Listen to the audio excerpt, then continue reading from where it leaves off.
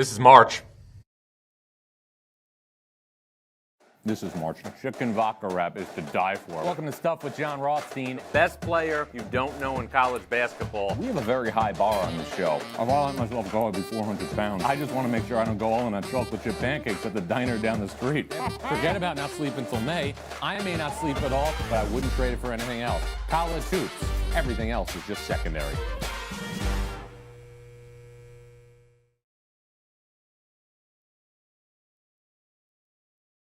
Who's ready to nosh? Welcome to Stuff with Jon Rothstein. We are just 12 days away from Selection Sunday. And yes, do not be frightened. Your calendar has shifted from February to March. In just a couple minutes, we are going to catch up with the best player in the Pac-12, Oregon's Chris Duarte, fresh off a big victory for the Ducks on Monday night against Arizona. But first, let's get to some big picture topics in college basketball in a New York Minute. We start with Oklahoma State, and everybody obviously knew all season long that Oklahoma State would be a team that people would put in bold print because of freshman All-American Cade Cunningham, the likely number one overall pick in the NBA draft this year. But we're starting to see the Cowboys develop a legitimate supporting cast. Guys like Caleb Boone, Keela Boone, Matthew Alexander Moncrief doing a tremendous job around Cade Cunningham. Really something to monitor moving forward. I'm going to stay in the Big 12, and I'm going to express my concern for the Baylor Bears. And I think this is something that we're seeing right now as a recurring issue for teams who come back from COVID pauses. We saw it with St. Louis. We obviously saw it with other teams throughout college basketball. Nevada recently had a bunch of games canceled after it swept Boise State, and it obviously got then ambushed and destroyed by Utah State over the weekend. Baylor limped in its first game back against Iowa State, and it also was in a situation where it was beaten for the first time Saturday against Kansas at Fog Allen Fieldhouse. The Bears will play West Virginia later today, but the it factor that was existing with Baylor early in the season does not seem to be there. Very curious to see how they do against a potential 2 seed today in West Virginia. And then finally, as we count down towards Selection Sunday, we have a situation where the fourth number one seed is very much up for grabs in the NCAA tournament. Gonzaga, Baylor, and Michigan all appear to be cemented in that position, but the fourth spot very much up for grabs. Could be a team out of the Big Ten like Illinois, Ohio State, or also Iowa. And now, time to welcome in the best player in the Pac-12, Oregon's Chris Duarte. And Chris, before we get to basketball right now, my deeply entrenched confidants in Eugene tell me that Chris Duarte loves a good meal at Chula's Taqueria. What's your go-to at that spot? The Taqueria? Yeah. I'll go with the shrimp tacos. That's the one I like. Fair enough. Well, Chris, you've been playing at an unbelievably high level this season. You had another great game against Arizona. What's been the biggest key to your success this season? Well, thanks to my teammate. I just want to say thanks to my teammate and my coaches, man. It's been hard work, man. Just all the hard work I did during the summer. And, the hard work I still doing here. Well, Chris, it's been a different dynamic this year. There's been no fans in the stands. What has it been like, obviously, dealing with limited attendance this year at games in college basketball? It's a little bit different, but I'm still grateful, of playing the game I love and show people, my talent. Well, and obviously you're doing that because of the way that you're playing, and you had a great influence in Oregon's program last year in Peyton Pritchard, who's now obviously doing great things in the NBA. What are the biggest things you learned from Peyton Pritchard being around him every single day? Well, his work ethic, man. Peyton is a great player, a hard worker. So the biggest thing I learned from him was his work ethic. And, Peyton was a part of that team in 2017 at Oregon that went to a Final Four, lost to North Carolina. That was before you committed to play for the Ducks, but I'm curious, how much did Oregon going to a Final Four a couple of years ago, just 4 years ago, influence your own decision? Well, it was really just me building that relationship with Stubbs and the coaches. And, you mentioned, obviously, the coaches. Coach Altman, obviously one of the best in college basketball, and it seems like he can always get, a team to come together and be ready playing its best basketball for March. How does he do that? Well, Coach Altman is a great coach. Yeah, he knows what he's doing. So he's a winner. He find a way how to, make things work. And I think he's great at doing that. What is it like, obviously, dealing with Coach Altman off the court? We know about what he's like on the court. What is he like off the court? Well, off the court, Coach Altman is a great person, man. He's always, talking to me about how I got to be, off the court, about how a good father I got to be, I have a son. And he's always telling me, be all in with your family, with your son. So he's always helping me out off the court and on the court. It's well documented, obviously, that you came from the Dominican Republic. When you were obviously growing up, who were the biggest basketball influences that you had growing up in the DR? There were a couple basketball players down there in the DR that were really good. But other than that, we only have like couple NBAs, players from the DR. I remember guys, playing for UMass in the mid-1990s, like Edgar Padilla and Carmelo Travieso. How familiar are you, even though I know you're still a young guy, with those guys and what they accomplished? I don't know. I didn't play basketball, until I was 13, almost 14. How did you get introduced to basketball at 13 or 14? Because of my brother. My brother was really good at basketball. And I just got bored of playing baseball.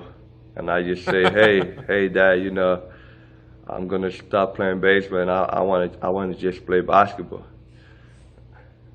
Well, that's obviously worked out pretty well for you. You've obviously gotten in a situation now where, you're clearly the best guard in the Pac-12. For your team this year at Oregon, we're coming down the final weeks of the regular season.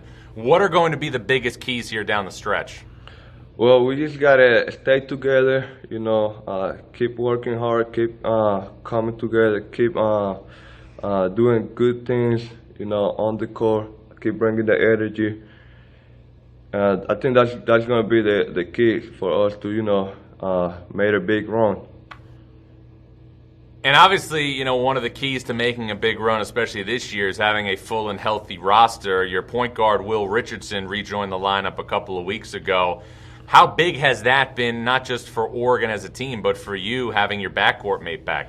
Oh, it's really big. Will been here for 3 years now, and he really knows the system. He's a great player, great guy, so he really helped us. You're somebody, as you mentioned, you're from the Dominican Republic. Now you're in the Great Northwest. Obviously playing college basketball at a high level in Eugene, Oregon. What has it been like for you to, reacclimate yourself in a different area of the world? Oh, it's been tough, since, learning another culture, coming here far from home. But it's also been amazing, I'm enjoying it right now, and I love it. Well, we know that you love a good, meal at Chula's Taqueria. But if Chris Duarte could have one meal, one place, other than Chula's Taqueria, where would it be?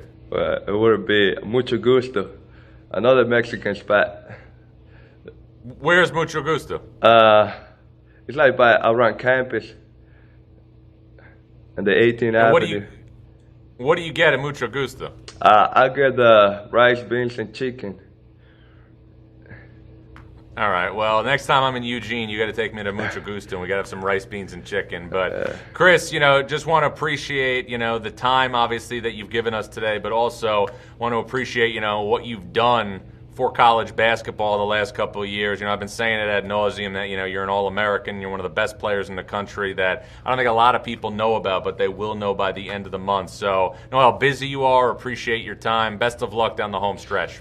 Thank you for having me, John.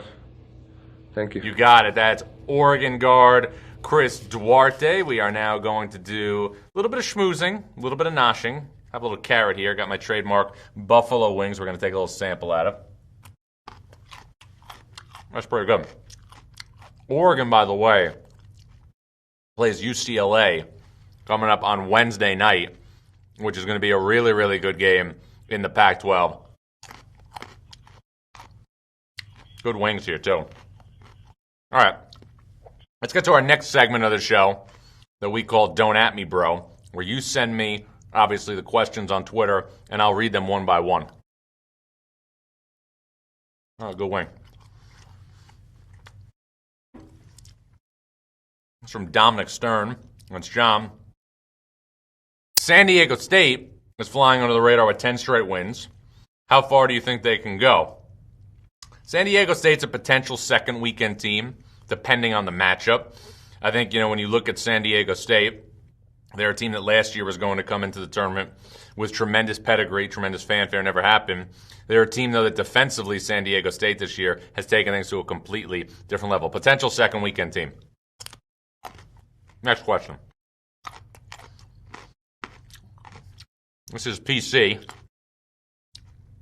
Who will be the X factor for the Ducks in the tournament? Interesting question, because we just talked to Chris Duarte. We know about Eugene Amarui, the Rutgers transfer. Those are the constants. If I'm going to say who is going to be a wild card, I would say it might be LJ Figueroa, the transfer from St. John's. Will Richardson, Chris Duarte, Eugene Amarui, you know what you're getting.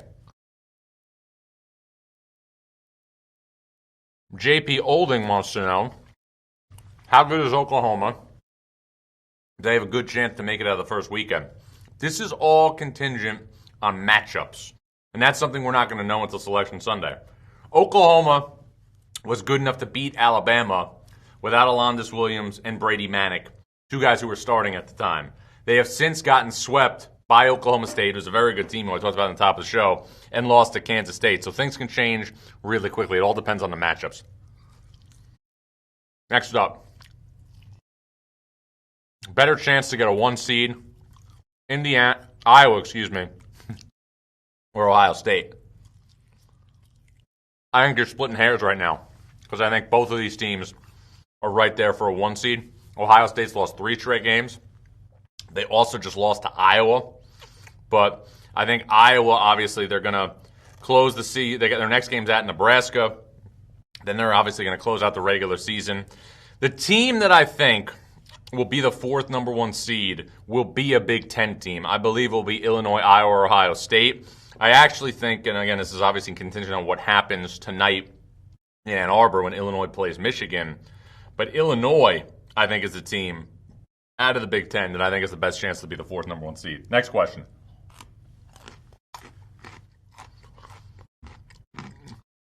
Elite takes.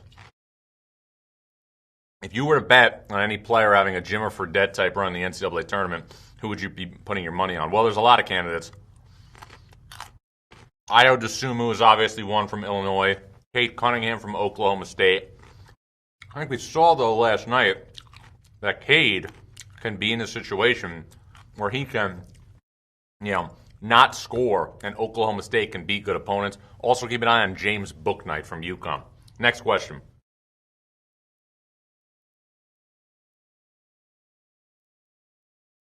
It's from Ford Manderson. It's John. What is Alabama's ceiling? Alabama's ceiling is to be good enough to get to Monday night, April 5th, and play for a national championship. And again, I think there's a handful of teams that are going to be good enough to get to Monday night, to be in a situation to play Monday night for a national championship on April the 5th in Indianapolis.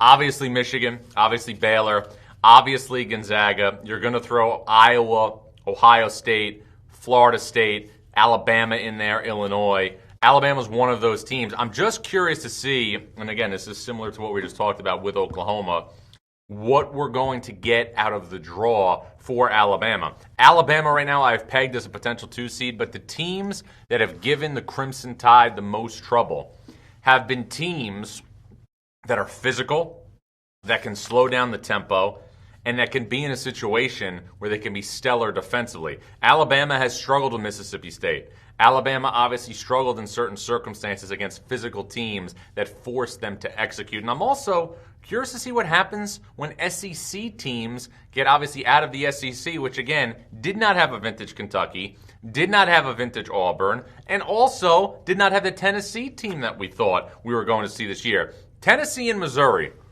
two teams that, a couple of months ago looked like they would definitely be top 16 seeds in the NCAA tournament, have completely went in a tailspin over the last couple of weeks. Since Missouri beat Alabama in early February, the Tigers have lost 4 of 5 games, something to monitor moving forward.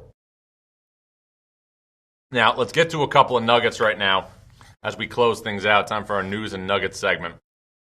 We're going to start with David McCormick from Kansas. Since Kansas lost to West Virginia in early February, the Jayhawks have won 6 of their last 7 games. David McCormick is averaging 15 points and 7 rebounds, shooting over 52% from the field. This is a guy that has completely emerged as a major player for the Jayhawks in the middle.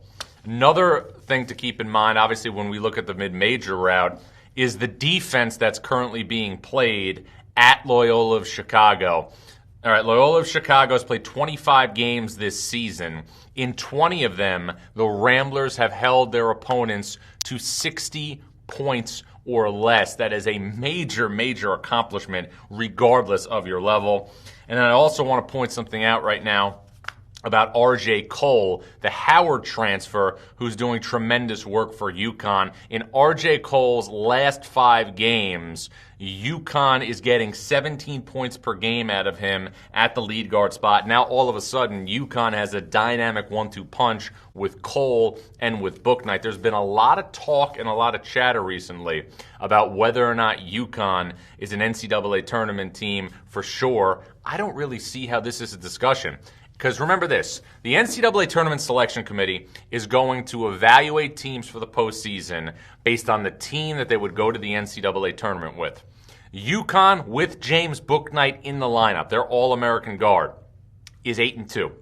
UConn, without James Bouknight in the lineup, is 4-4. And the 2 losses for the Huskies during that span are at Villanova by 8 points, and a game at home against Creighton that they lost by 2 in overtime, had a 2-point lead at the end of regulation, and believe it or not, R.J. Cole missed 2 free throws down the stretch. 2 guys that the NCAA tournament needs to have in the bracket for college basketball fans everywhere. Western Kentucky's Charles Bassey and Utah State's Neemias Queta. Both are big men that are a throwback to 2 decades ago. Bassey is ripping through Conference USA right now like a chainsaw through butter. And Queta continues to pace Utah State. Utah State 70-22 now under Craig Smith over the past 3 years. Something really, really interesting to keep an eye on moving forward. Now, a couple of games to watch here for later tonight. Baylor is going to take on West Virginia.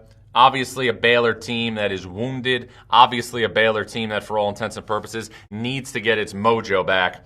Illinois is going to be at Michigan. Brad Underwood told me again this morning that Iowa DeSumo is day-to-day with facial injuries. He's obviously hopeful he'll be ready for the postseason. DeSumo has not played in the last couple of games for the Illini. The Illini, though, getting tremendous mileage out of both Andre Curbelo and also Adam Miller. In a lot of ways, Adam Miller to me is a big wild card for Illinois down the stretch because of what he does for Kofi Cockburn.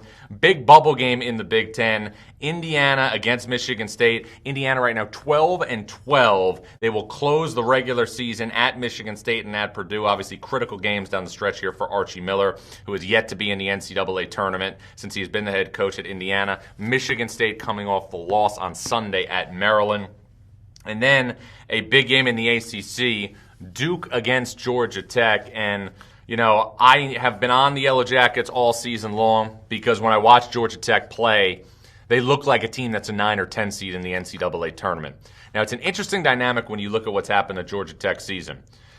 Georgia Tech is a team that, again, is playing like a 9 or a 10 seed. But Josh Pastner, their head coach, was concerned about contact tracing due to COVID-19, opted not to have contact in practice leading up to the start of the season. Just wanted to do skill work and things like that. The first 2 games of the season, Georgia Tech lost to Mercer and also lost to Georgia State. Now we have a scenario where Georgia Tech, since obviously going back to full contact drills and practice, is 13-6, wins over Florida State, North Carolina, Clemson, and a road win last week at Virginia Tech. This is an opportunity, not just for Josh Pastner to cement himself as a head coach, but also for Moses Wright to take a step forward as the best big man in the ACC. He was sensational in Saturday's win against Syracuse, but tonight you're playing against the blue blood of all blue bloods in Duke,